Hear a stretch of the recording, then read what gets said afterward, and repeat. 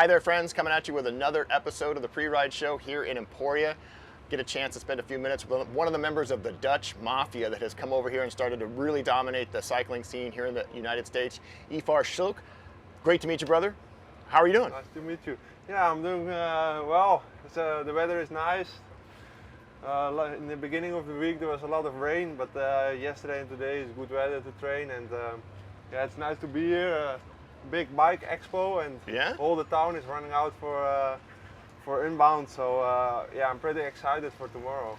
This is your second time here. You raced last year. Yes. Okay. I raced last year, and What do you remember the most? What stands out from that race last year? well, it was so hard to reach the finish. I wasn't so good prepared for this. Yeah, for this race, and so I made some mistakes, and I made it myself very hard, and I ran out of energy halfway, and so I had stomach problems, and Ooh, okay. the nutrition strategy was not on point. So it was A learning experience. It was a good learning experience. I struggled to reach the finish line, but I'm happy I finished last year, and yeah, I became 15, so it was not that bad. But the lessons I learned last year, I took with me this year, and yeah, I'm trying to do better than last year. But yeah, also the level is higher because it's part of the lifetime events. Yeah. And yeah, also tomorrow is going to be completely different. Like last year when we were heading to the north, and now we're heading to the south, and also the weather will be, yeah, maybe some weather forecast says it's gonna rain and some says it's more dry, so we will see. But definitely gonna yeah, there are going to be a lot of things which you come through during your ride. Now you and some of your countrymen have really started to do well and come over here and some of the bigger races and place really well and win. What's the attraction for the U.S. racing scene for all the folks? Yeah, it's so big in the U.S., the gravel scene, and now it's starting to grow also in Europe, and a lot of people, yeah, they follow us on social media, Instagram, and they see the stories, the photos, and you get a lot of reactions of, whoa, that's so cool, we want to do it next year. And I was already get the idea that it's a lot bigger this year than last year, so I think it's growing and growing. And also in Europe there are coming a lot more gravel races, also with the UCI we're starting the gravel series, and in the Netherlands there is also a gravel series and a Dutch champion gravel national championship gravel racing.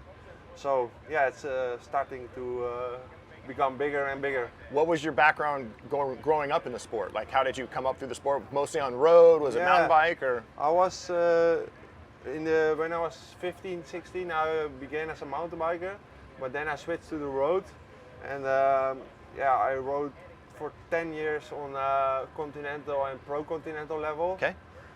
And so till last year I rode on continental level, and but also road racers are looking for gravel roads like Strade Bianchi and some smaller races like Dwars door het Hageland. And I felt that kind of races suits me better and better, and I liked it the most. So that's when I switched to gravel and got the opportunity to ride for Williet Restina, then I took it with both hands, and now I ride the full gravel calendar this year. And they've got a beautiful new bike, which we're going to check out here in a little bit. I want to talk about this kit though, because I'm sensing a theme here in the cool custom helmet and the kit. We got to know about that. What's that all about? Yeah, it's my clothing supplier is Speed on Wheels. It's a brand of Nicky Terpstra. Okay. And he lives in the same village, and he's training partner for me. And so when I started this one-man team this year, he wants me to supply with clothes. And for Unbound we thought about something special, and not the normal kit. Normally I ride in another kit, and so we thought about, we both like stunts and performance. Ivar Slik is a stunt performer, so childhood idol of mine for sure. Yeah. From the youth, he's a big inspirator for us, and yeah, he became famous with jumps from 50 meters, and after that he was 1 month in coma, but he is always stood up after his crashes, and that's really an example for every cyclist. You always have to go on and never give up because you never go in a straight line to the top. So Right. Ivo is the best example of that. Love it. I love it. The cool custom paint scheme on the helmet there. Pro looking stars across the jersey. So let's talk about the race with all that experience and the learning you did last year. Yeah. How you're going to apply that tomorrow? What are you thinking about how you're feeling and how the course lays out for you? Because you're a bigger guy. From my standpoint, this course would suit a guy like you who can put out that long power for a long time. Especially the smaller hills suits me really well, like the Flint Hills. And, there are not a lot of altitude meters, so on paper this is a perfect circuit for me, course for me. But it also depends on the weather, and it's hard to predict. And like I said, the Flint Hills are known for tire-setting rocks and the punctures and mechanicals, so you need some luck. But I'm also prepared for that with new tires, and when I get a flat, I train to repair that as fast as possible, so you're not completely done with a good result.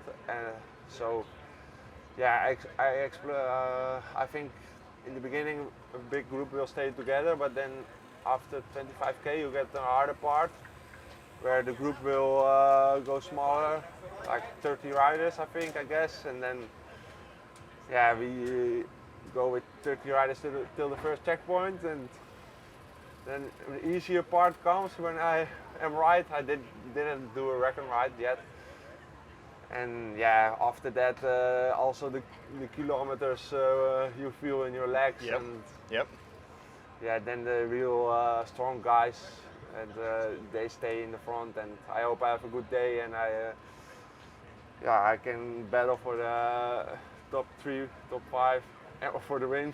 Who knows? Where will you race next? What's left on your calendar for this summer? We're 4 weeks in the Netherlands, so we are going back on Monday. Okay. And I'm thinking about going to Steamboat Gravel. Okay. I'm not part of the lifetime events, but for next year, that's I think that's on my That's a good one up there. List. Yeah. And so next I will ride some UCI Gravel series, but they are not officially confirmed yet. Yeah. So it's a little bit uncertain. Okay. For now, I look to tomorrow and then make a new plan. And all right. Well, you and your fellow countrymen are, like I said, are making a big impact here. So I know everybody's going to be watching out for you guys for sure. Yeah, I think so too. But can we have a look at this new bike? Yeah, for sure. Okay, let's get it up in the stand.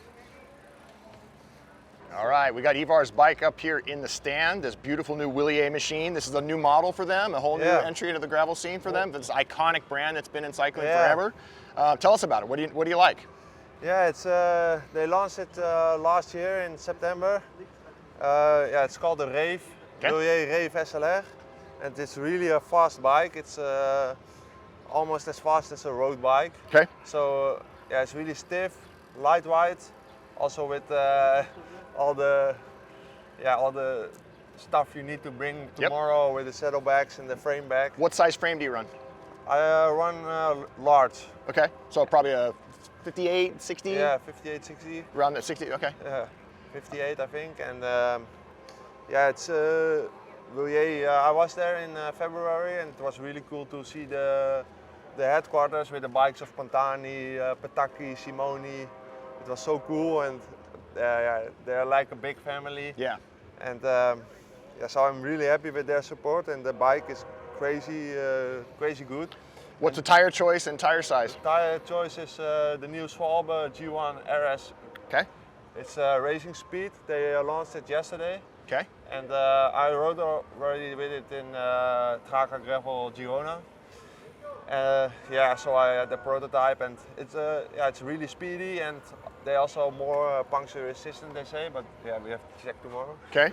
And also the launched new wheels, Okay. the Graf Wood with 24 millimeters inner wide. So yeah, you can run a lower tire pressure. What's your gearing choice?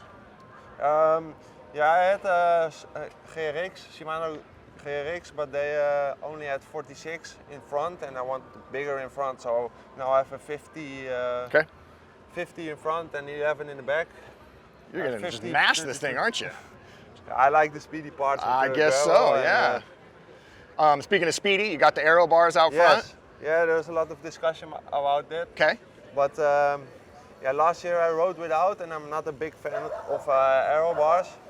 But yeah, I noticed it was a disadvantage to use no aero bars. So Yep. I'm riding with a custom Filante handlebar with integrated stem. Okay. So it was really difficult to mount aero bars on them. So we started the process together with Villiers to develop and produce custom mounts Custom fab mount. Wow. to put on the profile aero bars on, and yeah, it came just in time for gravel locos, and now I have aero bars on my bike, and yeah, it's an aerodynamic advantage, and also it gives you more comfort. Yeah. But yeah, after gravel locos there was some discussion about it because Jasper Okkelund and I ride on aero bars, and also in the past riders used it in Unbound. For the last year, three of the 5 guys in the front group were on aero bars. So, yeah. But this year the level is higher, so yeah, they say in the group it's more dangerous to ride with handlebars, but in the group you just sit on your. Yeah. But if last year or next year they ban aero bars, I'm also happy because this costs a lot of time and stress and costs. Getting things customized like that is often. So Yeah. it was not a really nice process. So Are you a power guy? Is there a power meter on here? yes, there is a power meter Okay. on it from 4i. Oh, there we go. Yeah. Yeah. 4i power meter. Okay. left-handed. What do you see? And are you a big Yeah. data guy? What's on your computer screen? What do you look at? What No. are you charting? I'm not a data guy. I do Okay. everything on the feeling. Wow. Okay. So I the just- power is there just to give you the post ride data, Yeah. not so much what I'm doing now. No. Measuring your effort. Okay. I just got a power meter 1 week before gravel locos, and the 5 years before I didn't use them at all. Okay. So yeah, I'm a guy who rides. Just trust on my feelings and Love it. in trainings and. Hydration and nutrition. How are you going to handle that? I don't see a big pack here. Are you going to mount on some sort of Yeah, I'm gonna mount here. A frame bag Okay. and 2 bottles and Camelback from 1.5 Okay. liter. So that's how I take enough carbs Okay. in me. You're riding road pedals. Yeah, I I'm see the riding road pedals here. because Yeah. yeah, I feel a lot of